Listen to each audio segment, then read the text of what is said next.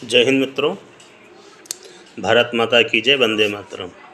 मित्रों, आज मैं कुछ आर्मी, नेवी, एयरफोर्स व डीएससी व उनके जो रिलेटेड हैं या अन्य जो भी कहीं सर्विस करता है या और भी उसकी कुछ रिक्वायर्ड है अगर, तो उसके विषय में मैं कुछ जानकारी देना चाहता हूँ।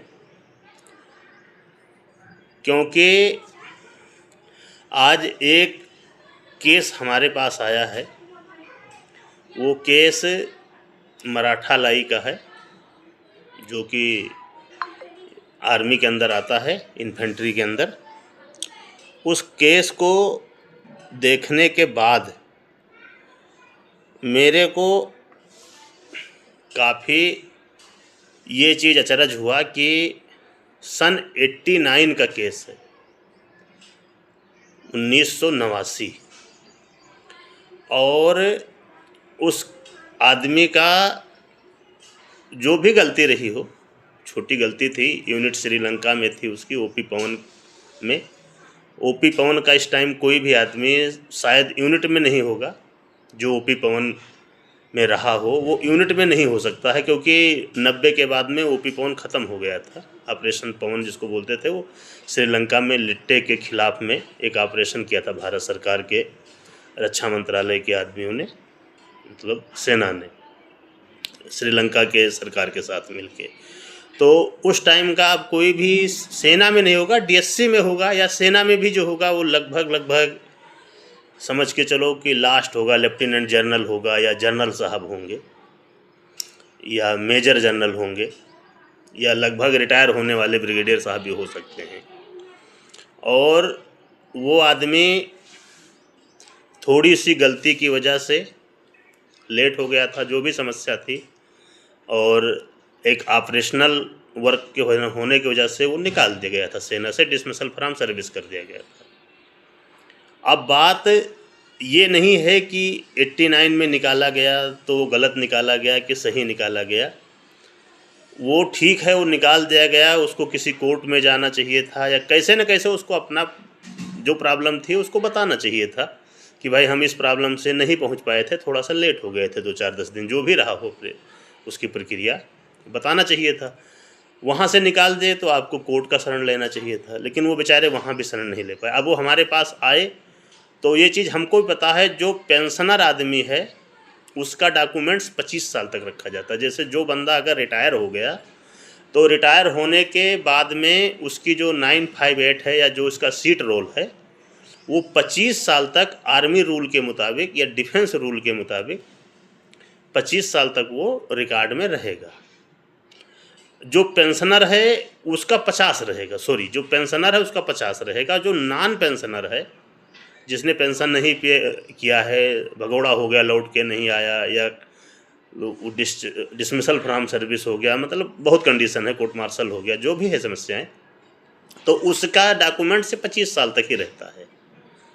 यहाँ तक तो भी कानून का ही काम है, ठीक है। उसके पास में रिकॉर्ड के पास में भी उसका कोई लेखा जोखा सही से नहीं मिल रहा है, बस खाली आर्मी नंबर और ये सब मिल रहा है कि ठीक है, हाँ इन्होंने नौकरी किया, ये आर्मी नंबर हमारा है, इस नाम का है, इतना डॉक्यूमेंट्स तो रहता है, लेकिन पूरा लेखा जोखा जो हो वो नहीं रहता है।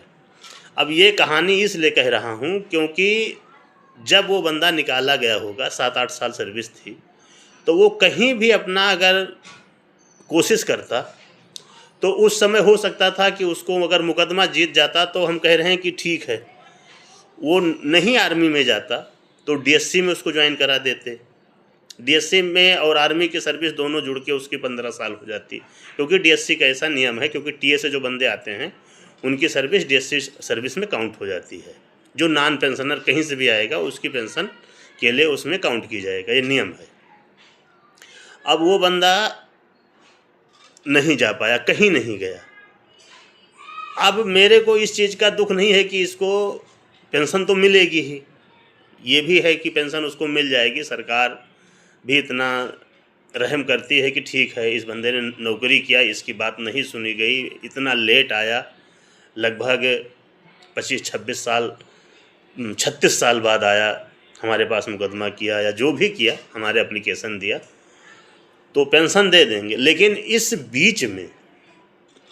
बीच में उस आदमी के परिवार पर क्या बीता होगा। बच्चे सही से पढ़ नहीं पाए, सही से उसका देख रेख नहीं हो पाई। ऐसे एक बंदा 95 का आया हुआ है, सॉरी, उसका भी यही हालात है। तो भाइयों, अगर ऐसा कुछ होता है तो आप लोग को मैं एक सलाह देना चाहता हूँ। अभी आपने एक वीडियो आप लोग देखते होंगे, बहुत वायरल हो रही है, पीएचडी वाले बाबा, जो कि एनडीए में पहले आर्मी एजुकेशन कोर जो था वो सिविल स्टाफ था। ये फौजियों को पढ़ाने के लिए, अभी हम नहीं बताएंगे क्या पढ़ाते थे, हम भी फौज में रहे तो ये बताना उचित नहीं है, लेकिन सिविल स्टाफ होता था। अब चूंकि वो कम्बैट हो गए हैं, अब जो आर्मी एजुकेशन कोर के उसको मास्टर जी बोल दो, टीचर आते हैं एजुकेशन के, आर्मी एजुकेशन कोर के, वो लोग जवानों को या अफसरों को पढ़ाने के लिए आते हैं कि उसके जो हायर क्लास का एजुकेशन है वो देने के लिए आते हैं। तो वो अभी उनको 76 में निकाल दिया गया था, तो उनका बहुत वायरल हो रहा है। वो अंधे हो गए थे आँख से, तो काफ़ी वायरल हैं।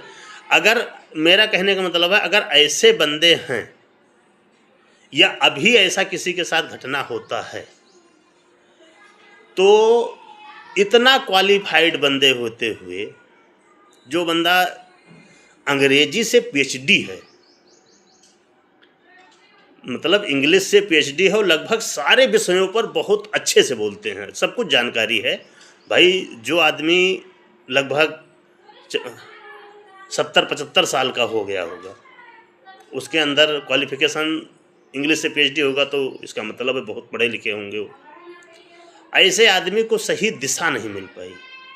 एक जज साहब के सामने उन्होंने अपने पॉइंट को नहीं रख पाया, क्योंकि जज साहब जो कुर्सी पर बैठते हैं, अगर ये कहा जाता है कि जज भगवान का दूसरा रूप होते हैं न्याय करने में, तो होते हैं।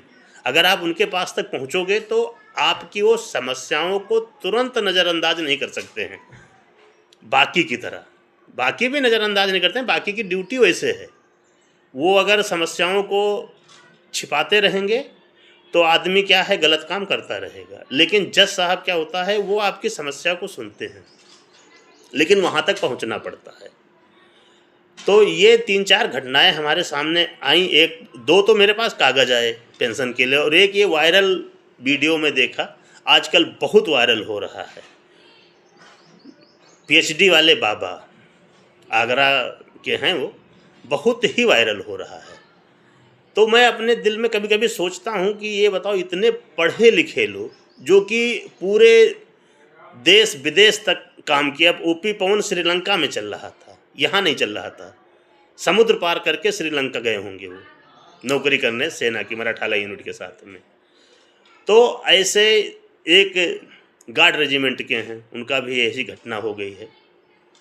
उनको 95 में आउट कर दिया है कुछ कारण से, 13 साल सर्विस करा के।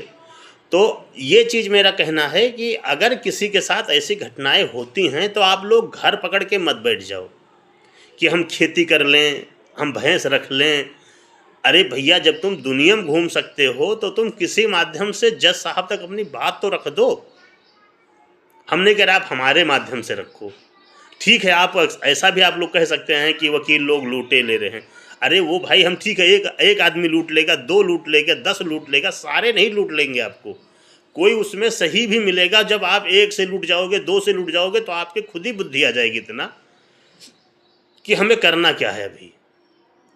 तो मेरा आप लोगों से यही इतना आग्रह है कि अगर ऐसा कोई आदमी है या उसका डिपेंड्स है, तो कम से कम उसको आप लोग एक माध्यम के जरिए किसी के पास भेज तो दो, या अगर हमारी वीडियो उनको माध्यम तक पहुंचती है तो कम से कम वो ऐसी प्रॉब्लम है तो वो लेके आओ तो किसी के पास। अगर इसको आप किसी से कहोगे नहीं, किसी के पास लेके जाओगे नहीं कोर्ट में, और किसी से कहने से मतलब नहीं, किसी कोर्ट में ही जाना पड़ेगा। और पहले हाई कोर्ट में होता था, अब आप लोगों को पता होना चाहिए कि डिफेंस का जितना मैटर है, आर्मी, नेवी, एयरफोर्स और डीएससी और पैरामिलिट्री का, उनके लिए कैट बना हुआ है, जिसको बोलते हैं सिविल एडमिनिस्ट्रेटिव ट्रिब्यूनल, और डिफेंस के लिए बना हुआ है AFT, आर्म्ड फोर्स ट्रिब्यूनल। पहले ये 2007 तक हाई कोर्ट में ही होता था, अभी उसी हाई कोर्ट में ही अलग से बेंच बना दी गई है। हाई कोर्ट में ही, डिस्ट्रिक्ट कोर्ट में नहीं होता है, हाई कोर्ट के ही अधीन में होगा जहाँ भी होगा ये। तो अगर आपको नहीं पता है तो आप किसी से संपर्क कर लो, हमसे संपर्क कर लो। हमारा फ़ोन नंबर है 7317555238। सुरेंद्र कुमार तिवारी, पूर्व सैनिक, एडवोकेट। अगर किसी को भी दिक्कत होती है तो आप कम से कम इस वीडियो को उसके पास तक पहुंचा दो, क्योंकि जब ये केस हमारे पास आता है तो मेरे को भी बहुत बड़ा दुख होता है कि एक आदमी उसके साथ से पैसा लेके उसके बच्चे भी पता नहीं कितने आगे चले गए होंगे, बच्चे उसके पेंशन आने वाले हो गए होंगे, और एक आदमी जो सन 93 या सन 89 से फौज से बाहर हो गया, उसकी तो पूरी ज़िंदगी ख़राब हो गई, उसके बच्चों की ज़िंदगी ख़राब हो रही है। तो भाइयों, आप लोगों से मेरा मतलब यही है, इतना कहने गुजारिश कि आप नौकरी करते हैं, आप भी इस देश के एक नागरिक हैं, और जो कोर्ट बना हुआ है, जो जज साहब बैठे हुए हैं, वो हमारे आपके लिए ही बैठे हुए हैं, और कोर्ट को सरकार ने और सुप्रीम कोर्ट ने गठन किया हुआ है। ये सुप्रीम कोर्ट का ही एक चैनल है, एक माध्यम है नीचे लेवल तक, और वो आपके हक को देने के लिए तैयार बैठा है। बस खाली आपको वहाँ तक पहुँचना है, और अगर आप संतोष करके बैठ जाओ तो आप धक्का खाते रहोगे, कोई आपको कहने वाला नहीं है। एक बार दोबारा हमारा फ़ोन नंबर ले लीजिए, 7317555238। ये हमारा यूट्यूब चैनल पे है, और हमारे यूट्यूब चैनल को लोगों में शेयर कर दीजिए ताकि ज़्यादा से ज़्यादा लोगों को हमारी ये वीडियो पहुंच जाया करे, और सब्सक्राइब कर लीजिए अगर हो सके, क्योंकि इसमें वो जानकारी है कि जो आपके काम की आ सकती है, आपके नहीं तो आपके कोई पड़ोसी के, रिश्तेदार के, किसी न किसी के ये काम आएगी ही आएगी। धन्यवाद। जय हिंद, वंदे मातरम, भारत माता की जय।